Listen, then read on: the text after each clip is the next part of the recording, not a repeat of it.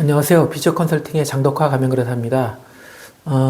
이번 시간에는 2024년 정보공개서 정기 변경 등록에 대해서 말씀드리겠습니다.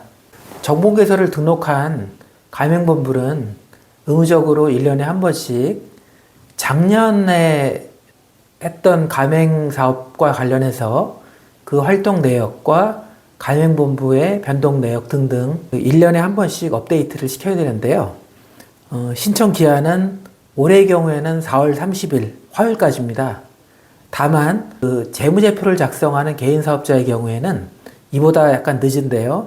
6월 28일 금요일까지가 됩니다. 기한을 준수하지 않은 경우에는 1천만 원 이하의 과태료가 부과되고 경우에 따라서는 직권으로 정보공개서 등록이 취소될 수도 있습니다.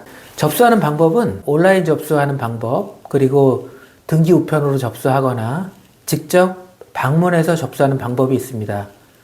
보통 온라인 접수가 편하기 때문에 온라인 접수로 많이 하는데요. 온라인 접수는 가맹사업거래 홈페이지가 있습니다.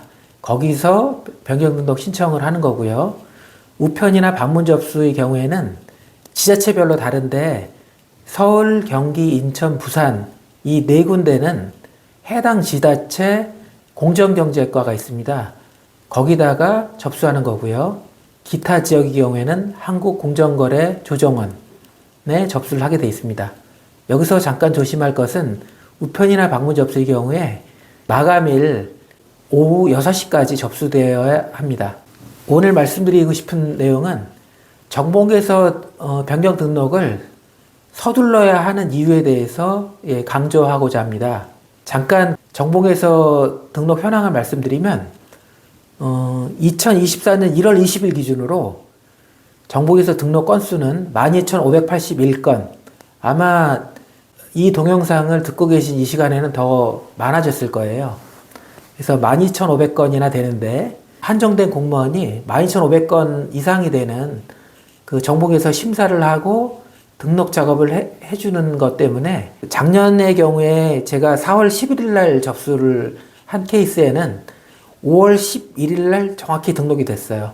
그러니까 30일 정도 소요가 됐죠. 보통 한 달 정도 걸리면 노멀한 거고요. 근데 이보다 11일 늦게 접수한 4월 22일 날 접수한 케이스가 있었어요. 이 경우에는 10월 16일 날 등록이 됐어요. 약 6개월 정도 걸린 거죠. 그러니까 불과 한 열흘 차이로 이렇게 5개월 이상 차이가 나는 거죠. 이유는 뭐냐면 4월 중순 이후부터 접수가 급속히 몰리거든요. 그러니까 제가 매번 제 거래처에도 말씀드리는 것이 제발 4월 달에는 좀 접수하지 않게 하고 그 전에 끝내자라고 말씀드리는 이유가 이제 이런 것 때문에 그랬거든요. 근데 단적인 예로 2월 24일 날 접수한 경우도 있었어요. 그러니까 재무제표를 작성하지 않은 개인사업자의 경우에는 그 1월 25일 날 부가세 신고를 최종적으로 하고 나서 부가세 과세표준 증명이 나오면 그때부터는 접수를 할 수 있거든요. 그래서 2월 24일 접수한 경우에는 3월 9일 날 등록이 돼서 보름밖에 안 걸렸습니다.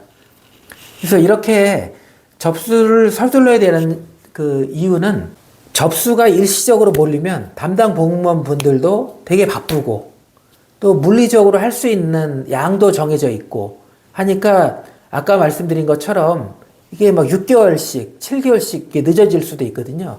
그러다 보면 최신 정보의 정보개설을 가맹 상담할 때 제시를 해드려야 되는데 만약에 이제 아까 4월 20일 넘어서 접수한 경우에는 9월 달에 등록이 됐기 때문에 예를 들어서 6월 달에 가맹 상담을 하는 경우에 작년 게 아니라 재작년 거를 제시할 수밖에 없어요.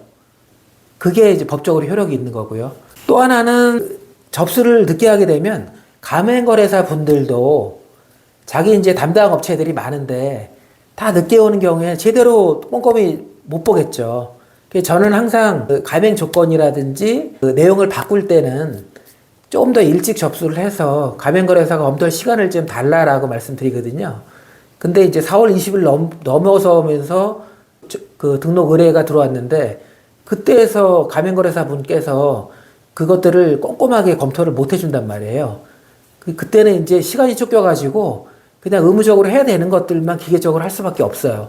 그래서 미리미리 준비를 하시면 가맹거래사 분들도 꼼꼼히 내용도 다 파악을 하고 다시 이제 작년에 좀 애매했던 조항이라든지 뭐 이런 것들도 다시 해석을 해서 좀 더 세련되고 정확하게 등록을 해드릴 수 있는 거죠.